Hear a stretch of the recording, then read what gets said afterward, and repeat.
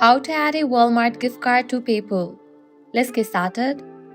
Unfortunately, Walmart gift cards cannot be directly added to PayPal as a payment method. However, there are alternative ways to use a Walmart gift card through PayPal or in conjunction with your purchases. Here's how. First, visit Walmart and use your Walmart gift card to purchase a Visa or MasterCard prepaid gift card. These prepaid cards can then be added to your PayPal account as a payment method.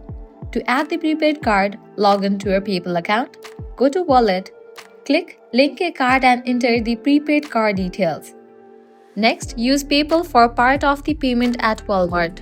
If shopping online at Walmart, you can use PayPal for a portion of your payment and the Walmart gift card for the rest. During checkout, select PayPal and enter the remaining balance with your Walmart gift card. While Walmart gift cards can't go directly into PayPal, these workarounds allow you to use them efficiently. If this guide was helpful, don't forget to like, share, and subscribe to our channel. Thanks for watching.